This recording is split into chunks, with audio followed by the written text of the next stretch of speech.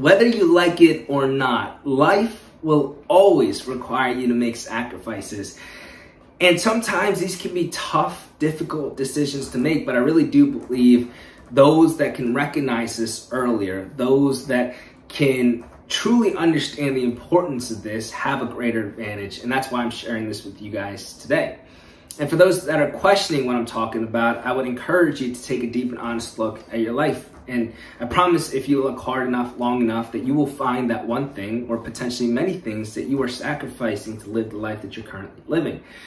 For example, if you are actively pursuing your dreams, then yeah, some of those nights out with your buddies, you know that you have to sacrifice. But on the flip side, it applies the same. And I hope this isn't the case for you guys, but maybe the dream has become the sacrifice itself. Maybe you're not listening to that inner voice inside you calling you to be a doctor, calling you to be a lawyer, calling you to be a singer or an actor, and then that untapped potential becomes your sacrifice, right? And the reason why we all have to make these sacrifices is because that is the equalizing factor amongst us all. No matter how rich you are, no matter what situation you came from, we all, every one of us, have a limited amount of time on this earth. I really do believe the people that can live this life the best are the ones that can live it with intention. So today, we're going to go over a personal story of mine that has helped me recognize the importance of this, and I hope that it can do the same for you as well. So let's get right into it. When I was younger, I craved the approval of others. Maybe some of you guys can relate to this, but to give a little bit of context, growing up in my friend group, nobody looked the way that I did, right? And so I was the only Asian, and that difference became the butt of many jokes, and that was tough. And so what I ended up doing was creating an identity that was separate from my true self that I felt could be more similar to those around me that will allow me to fit in. And anytime I wasn't invited to something, anytime that I wasn't included in something, that was a sign to me that I'm not doing a good enough job of fitting in. And that killed me, right? And I would go to the point, and this is such a messed up story now that I think about it, but whenever my mom would call me and I would be out in public with my friends, I would make it a point of emphasis to only respond to her in English because I didn't want to have others know that I even knew Korean. That's how bad it got, right? And my poor mom, right? She doesn't speak English, so I knew that she couldn't understand me that well, and I still did it. Why? Because I cared that much about what other people thought about me. And that continued for a very long time. So I think it started in middle school, because in elementary school, I don't think you are aware enough just yet of your differences enough to make it a serious issue for yourself, a serious insecurity. But in middle school, that certainly started to appear in my life, and it carried throughout into high school. Now, everything changed for me with a crumbled flashcard on New Year's Day in my sophomore year of high school. And this is probably one of the biggest revelations I've had up to this point in my life. What had happened was the year prior, I'd gone to a retreat with my church at the time, and one of the guest speakers, his message really resonated with me. And at its core, he was talking about New Year's resolution goals as the end of the year was approaching, but he spoke about it in the framework of these two responsibilities that we innately have as followers of God. Number one, to identify the blessings in our lives and to be grateful for them and to give thanks for them. And number two, to utilize them as means to glorify Him and not means to glorify ourselves. And man, did I need that. Man, was that a wake-up call. I don't know if you've ever experienced this, but in a lecture or a seminar, in this case, a sermon, where you feel like you're being called out, where even though there's a ton of people around you, it feels like He's speaking to you directly. That's how I felt in that moment. And even though I was really immature at that time, the one thing I can look back and be proud of or be grateful for was how honest I was with myself in that moment. I looked at my life with a lot of thought while he was speaking, right? And I quickly recognized I wasn't doing either one of those things. I wasn't looking at my life as a blessing, right? I thought of it as a hindrance. I thought it was the source of insecurities, of rejection, of abandonment, and I wasn't proud of who I was. And number two, I certainly wasn't doing that. I wasn't using me as a means to glorify him, right? I was ashamed of who I was, and at its core, I finally realized that I was ashamed of his creation. Now, man, did that really just stab a knife right through me. And I had these flashcards that I would use to take notes in. So I would have my Bible, and then I would have these flashcards, and I would just write notes on them. And for this particular sermon, what I had written down were specific New Year's resolution goals that I thought could be glorifying to him, that I felt could be life-changing, frankly. And then I closed up my Bible and I kept it in there. Now, I'm not sure if you have ever been to one of these retreats, but they are filled with emotions. And when you are younger, you feel it in a completely different manner, because maybe you've never even experienced that type of heightened emotion. And so during that retreat, I was filled with a lot of this energy to change who I was.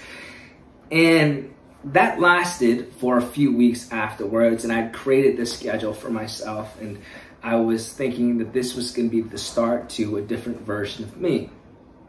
But unfortunately, that wore off after those few weeks. After exams started to come around again, I was starting to make excuses. I was doing things that I wasn't proud of again, in terms of creating that second identity and not being so trusting in his plan for me.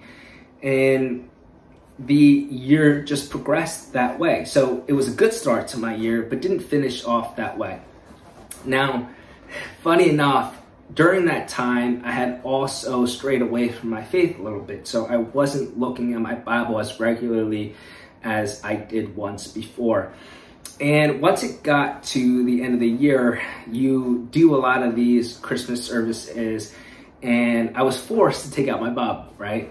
I was a Sunday Christian, if you will. And once I brought out my Bible again, I would go through these flashcards that I had written on.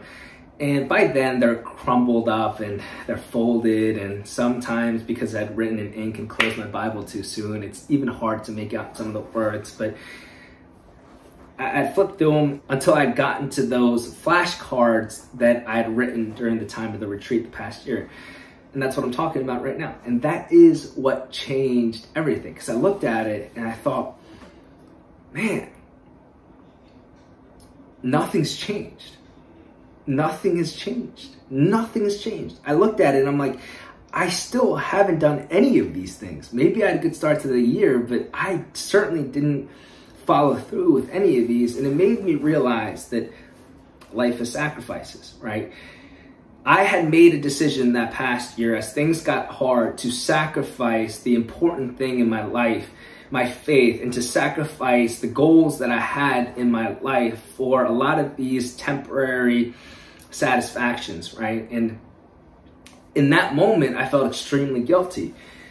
But again, it was another wake-up call. It was this understanding that, yeah, my time is limited. No matter how much I think that I'm going to live, and no matter how much it seems like at the time that there is so much life, I have to recognize that that year flew by and I wasn't able to make any of the progress that I had promised to myself.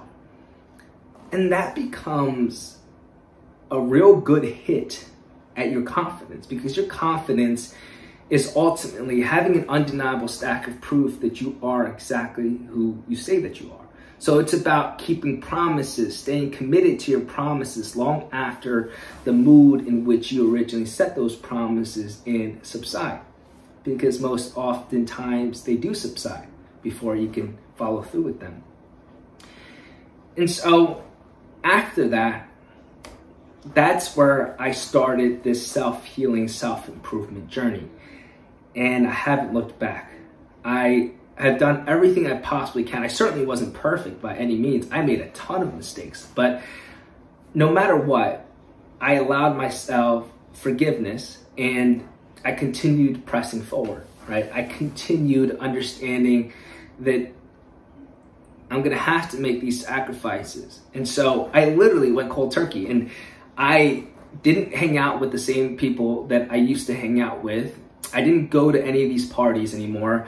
I didn't associate with them in my free time. And I wasn't rude about it. I still loved these people in my life as people, as brothers, right? But I understood that if I would continue to hang out with them and do the things that they were doing, that I would be just like them, that I would be the type of person that I was for the last 7 years of my life, someone that wasn't making any real progress according to the things that were actually important, right? And so that became my sacrifice. And I started to live a lot more faithfully. I started to live in a manner more reflective of my values. And so I speak to you almost as a warning. If you haven't experienced this type of revelation before, you might be of the same naive mind that I once was in, that you have all this time in life to make the right decision, so why not just live life without intention now? I urge you to question that again. Look at your life. Understand that you have limited time on this earth, and you have limited time to spend with the people that you love. You have limited time to pursue the things in life that you've always wanted to pursue. So how are you going to use that time? I know earlier in this video, we talked about what your sacrifice could look like right now. Maybe it's not listening to that inner voice that's calling you to be something different, right? Maybe you don't make that sacrifice anymore. Your life is precious, and I have so much faith that you have great potential inside of you, and I'm going to root for you every step of the way. You are incredible. You are powerful beyond measure. Don't allow yourself to not recognize the sacrifices that you're making. Identify the sacrifices that you are making, and then change them if they don't align with the goals that you have for yourself. I think you're going to do incredible. Okay?